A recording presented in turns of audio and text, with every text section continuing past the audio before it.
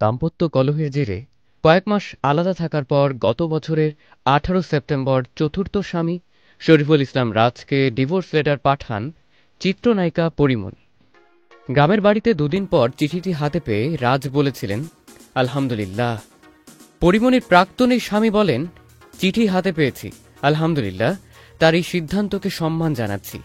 পরীমনিকে ধন্যবাদ আমাকে আমার জীবনের সেরা অর্জন রাজ্যকে উপহার দেওয়ার জন্য। রাজের জন্য যা কিছু ভালো বাবা হিসেবে আজীবন তা করার চেষ্টা অব্যাহত থাকবে।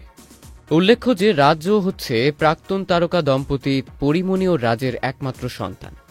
২০২২ সালের ১০ আগস্ট রাজধানীর একটি হাসপাতালে ছেলে রাজ্যর জন্ম দেন নায়িকা। যদিও প্রাক্তন স্বামী রাজের সঙ্গে বিচ্ছেদের পর ছেলের রাজ্য নামটি পাল্টে ফেলেন পরীমনি। নতুন নাম রাখেন শাহিম মুহাম্মদ পদ্ম। ২০২১ সালের সেপ্টেম্বরে গিয়াসউদ্দিন সেলিম পরিচালিত গুনিন সিনেমায় জুটি বেঁধে কাজ করেন পরীমনি ও রাজ।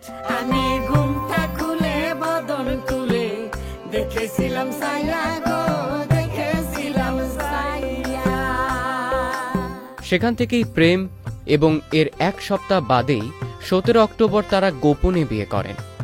বিয়েটা হয় ঢাকায় রাজদের আফতাবনগরের বাসায়। আমি কবুল করিলাম, আলহামদুলিল্লাহ, কবুল করিলাম। সেখানে শুধু বর কনের কয়েকজন বন্ধু উপস্থিত ছিলেন। এরপর ২০২২ সালের ১০ জানুয়ারি গোপন সেই বিয়ের খবর প্রকাশ করেন রাজ ও পরীমনি। ফেসবুক পোস্টে সাবেক তারকা জুটি এও জানান তারা সন্তানের অভিভাবক হতে চলেছেন। পরবর্তীতে পারিবারিক আয়োজনে তারা বিয়ের আনুষ্ঠানিকতাও সম্পন্ন করেন। এরপর ২০২২ সালের ১০ আগস্ট পরীমনির কোল জুড়ে আসে ছেলে রাজ্য। এর কয়েক মাস না যেতেই নানা বিষয় নিয়ে রাজপুরীর দাম্পত্য কলহের খবর প্রকাশ হতে শুরু করে। শেষমেশ গত বছরের মার্চে প্রকাশ পায় রাজের সঙ্গে ৩ অভিনেত্রী নাজিফা তুষি, তানজিন তিশা ও সুনেরা বিনতে কামালের মাতলামো এবং আপত্তিকর কথাবার্তার একটি ভিডিও। তারই জেরে ভেঙে চুরমার হয়ে যায় রাজপুরীর সাজানো সংসার। শাজিদ আজমাইন, চ্যানেল আই। যত্ন ভালোবাসা থাকলে সব রান্নাই সুস্বাদু হয়। এসিআই পিওর শাহী বিরিয়ানি মশলা। রান্না হোক ভালোবাসার ভাষা।